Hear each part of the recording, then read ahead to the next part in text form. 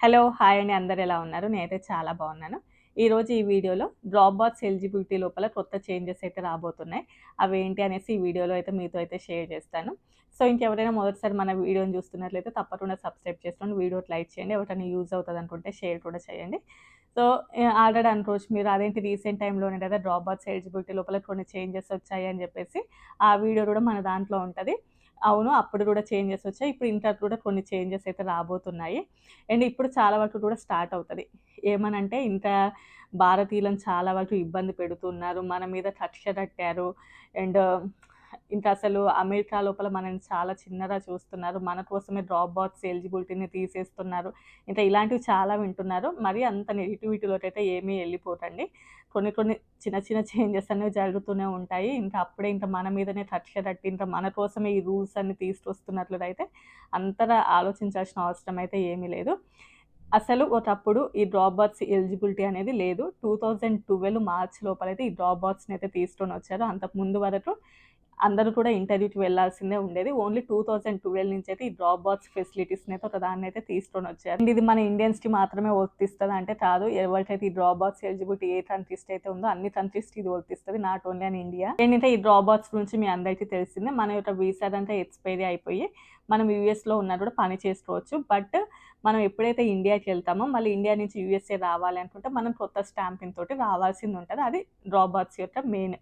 And ఇంతకుముందు ఎలా ఉండేది అంటే 2012 కంటే ముందు అందరూ కూడా ఇంటర్వ్యూకి వెళ్ళాల్సిందే ఉండేది. ఒకవేళ మన యొక్క వీసా ఎక్స్‌పైరీ అయిపోయినా కూడా ఈ డ్రాప్ బాక్స్ అనేది ఏమీ లేదు. అండ్ ఈ మధ్య కాలంలోనే ఈ డ్రాప్ బాక్స్ మీదైతే చాలా రకాల చేంజెస్ వచ్చాయి. డిసెంబర్ 21, 2023లో అప్పుడు జో బైడెన్ గారి గవర్నమెంట్ ఉన్నప్పుడు ఎలా ఉండేదంటే ఎవరిదైనా వీసా గనుక ఎక్స్‌పైరీ అయిపోయిందనుకోండి 48 మంత్స్ అంటే ఆల్‌మోస్ట్ 4 ఇయర్స్ లోపల మీరెప్పుడైనా కూడా స్టాంపింగ్ చేపించుకోవాలి అంటే డ్రాప్ బాక్స్ ఎలిజిబిలిటీ ఉంటది మీకు అని జెప్పేసి.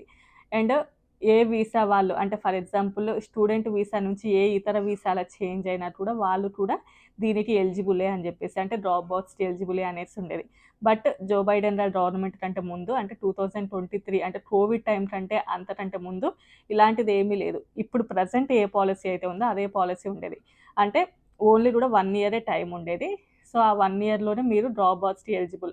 అంటే 2012 నుంచి 2023 మధ్య వరకు కూడా సేమ్ ఇప్పుడు ఏ పాలిసీ ఉందో అదే పాలిసీ ఉంది. బట్ ఈ కోవిడ్ టైమ్‌లో ఏంటి అంటే ఎంబసీ దగ్గర ఆ క్రౌడ్‌ని తగ్గించడం కోసమే కావచ్చు, లేకపోతే వీసాలు చాలా వరకు డిలే అవుతున్నాయని చెప్పేసి అలాంటి వాటి గురించి చాలా వరకు అవి దృష్టిలో పెట్టుకొని ఏంటంటే ఈ 4 ఇయర్స్‌కి పెంచారు దానిని. ఆ తర్వాత కోవిడ్ అనేది తగ్గిపోయింది. న్యూ గవర్నమెంట్ అయితే వచ్చింది. న్యూ గవర్నమెంట్ వచ్చిన తర్వాత ఫిబ్రవరి 18, 2025 లోపల అప్పుడు ఆల్‌మోస్ట్ ఓల్డ్ ఎలా అయితే ఉందో అదే పాలిసీని తీసుకొనొచ్చారు. అంటే ఓన్లీ 12 మంత్స్ వరకు మాత్రమే మీరు వీసా డ్రాప్ బాక్స్‌కి ఎలిజిబుల్ అని చెప్పేసి. అప్పుడేం చేంజెస్ జరగలేదు. ఓన్లీ కూడా ఓల్డ్ చేంజెసే. అంటే ఒకప్పుడు ఎలా ఉండేదో అలానే ఉండేది. ఎవరైనా F1 వీసా నుంచి H1 వీసాకి మారినా, లేదంటే ఏ ఇతర వీసాలకు మారినా కూడా వాళ్ళకి ఎలాంటి డ్రాప్ బాక్స్ ఎలిజిబిలిటీ అయితే లేదు. వాళ్ళు డైరెక్ట్‌గా ఇంటర్వ్యూకి వెళ్ళాల్సిందే అనేది ఉండేది. అండ్ ఇప్పుడు కొత్తగా ఏం చేంజెస్ వచ్చాయి అనేది మనమైతే ఈ వీడియోలో చూద్దాం. అండ్ ఇప్పుడు జూలై 25, 2025 వితిన్ ఈ 5 మంత్స్‌లోనే మళ్ళీ కొత్త చేంజెస్ వచ్చాయి.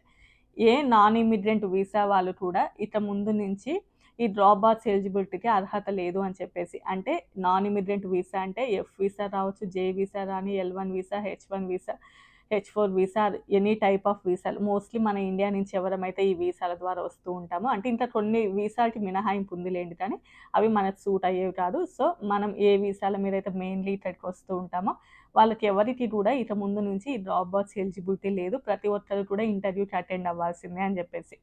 ఇది న్యూ చేంజెస్. అండ్ ఒకప్పుడు 14 ఇయర్స్ బిలో ఉన్నవాళ్ళు 79 ఇయర్స్ ఎబోవ్ ఉన్న వాళ్ళకి ఎలాంటి ఇంటర్వ్యూ లేకుండా ఉండేది. బట్ ఇప్పుడు 14 ఇయర్స్ బిలో ఉన్న వాళ్ళైనా కూడా 79 ఇయర్స్ ఎబోవ్ ఉన్న వాళ్ళైనా కూడా ఎవరైనా కూడా ఇంటర్వ్యూకి రావాల్సిందే. ఈ డ్రాప్ బాక్స్ ఎలిజిబిలిటీ లేదు అని చెప్పేసి. అండ్ ఒకప్పుడైతే మాత్రం వాళ్ళకి ఉండేది. వాళ్ళు ఇంటర్వ్యూకి రావాల్సిన అవసరం లేదు. బట్ ఇప్పుడు మాత్రం వాళ్ళు కూడా ఇంటర్వ్యూకి రావాలి. ఆ ఏజ్ వాళ్ళు కూడా అని చెప్పేసి. అండ్ B1, B2 వీసా వాళ్ళకి మాత్రం ఈ డ్రాప్ బాక్స్ ఎలిజిబిలిటీ అనేది ఎప్పటిలాగానే ఉంటది. అంటే ఆల్మోస్ట్ ఆ 12 మంత్స్ అనేది అలానే ఉంటది. వాళ్ళకి మాత్రం ఎలాంటి చేంజెస్ అయితే లేవు. And 18 age at the time of last visa అయితే ఉండాలి వాళ్ళకి. అండ్ అదొక్కటే. అండ్ రిమైనింగ్ B1, B2 వీసాలో మాత్రం ఎలాంటి చేంజెస్ లేదు. అంటే చాలామంది కన్‌ఫ్యూజ్ అవుతుంటారు కదా! మన పేరెంట్స్ వస్తూ ఉంటారు అని చెప్పేసి. సో, పేరెంట్స్ దాంట్లో అయితే ఏం చేంజెస్ లేవు. సేమ్ యాజ్ యూజువల్‌గా అలానే ఉంది. అండ్ నెక్స్ట్ వచ్చేసి ఇప్పుడు చాలామంది లోపల ఉండేటటువంటి డౌట్స్, ఆల్రెడీ మనం వీసా స్లాట్స్ బుకింగ్ చేసుకున్నాం కదా, మరి ఏమవుతుంది అని చెప్పేసి. ఆల్రెడీ వీసా స్లాట్స్ అంటే బుకింగ్ చేసుకుంటే అంటే సెప్టెంబర్ 2 2025 తర్వాత నాకు తెలిసి వాళ్ళకి ఆ యొక్క వీసా స్లాట్ క్యాన్సిల్ చేసి ఇన్ పర్సన్ ఇంటర్వ్యూకి అటెండ్ అవ్వమని చెప్తారు. ఎందుకంటే లాస్ట్ టైం కూడా అలానే జరిగింది కాబట్టి. అంటే లాస్ట్ టైం చేంజెస్ జరిగాయి కదా ఈ 5 మంత్స్ లోపల. అప్పుడు కూడా ఆల్రెడీ ఎవరైతే వీసా స్లాట్స్ బుక్ చేసుకున్నారో వాళ్ళకి క్యాన్సిల్ అయినట్టుగా మెయిల్స్ వచ్చాయి. బట్ ఈ రోజు అప్పుడైతే మెయిల్స్ అయితే రావు. అండ్ రీసెంట్‌గా మాకు తెలిసిన వాళ్ళు, మా కజిన్ వాళ్ళు అక్టోబర్ లోపల బుక్ చేసుకున్నారు. ఎందుకంటే వాళ్ళకి అప్పుడు మ్యారేజ్ ఉంది, వెళ్ళాలి అని చెప్పేసి. వాళ్ళు డ్రాప్ బాక్స్ ఎలిజిబిలిటీనే ఉంది. అక్టోబర్‌లో వాళ్ళకి ఓకే అయింది.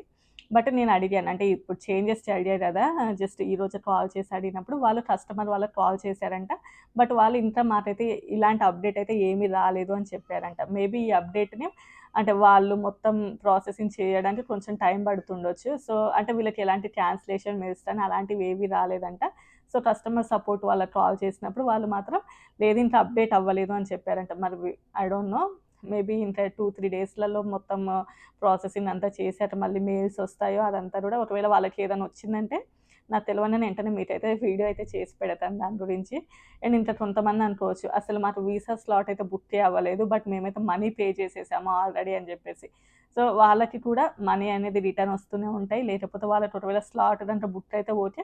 బుక్ కాకపోతే మనీ రిటర్న్ వస్తాయి. లేకపోతే వేరే స్లాట్స్ చేసుకోవడమా, ఇన్ పర్సన్ ఇంటర్వ్యూకి రమ్మండమా, ఇవన్నీ కూడా జరుగుతూనే ఉంటాయి. సో, చూద్దాం ఇంకెవరికైనా మెయిల్స్ వచ్చినా, ఏదైనా వచ్చినా కూడా నాకు అప్డేట్ తెలిస్తే అయితే సారీ వీడియో అయితే చేస్తాను.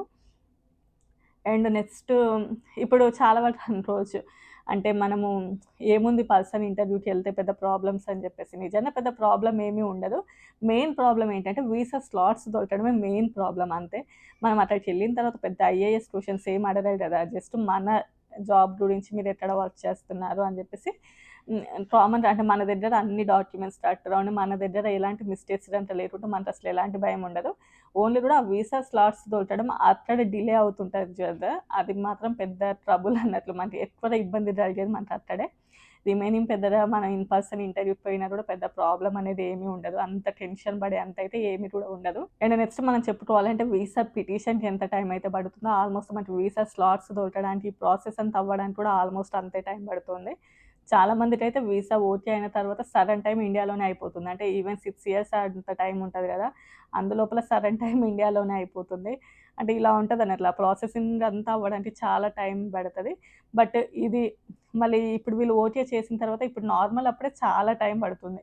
అంటే చాలా వరకు డిలేస్ అవుతున్నాయి. ఎంత డిలేస్ అంటే నెలల పాటు, సంవత్సరాల టైమ్స్ కూడా పడుతుంది. అలాంటిది ఇప్పుడసలు ఎవ్వరికీ గూడా అసలు ఈ డ్రాప్ బాక్స్ ఎలిజిబిలిటీ లేదు. ప్రతి ఒక్కరు గూడా ఇన్ పర్సన్ ఇంటర్వ్యూకి అటెండ్ అవ్వాలి అనంటే దానికి డబల్ టైం పడతది. మరి ఇంకా స్టాఫ్‌ని పెంచుతారా?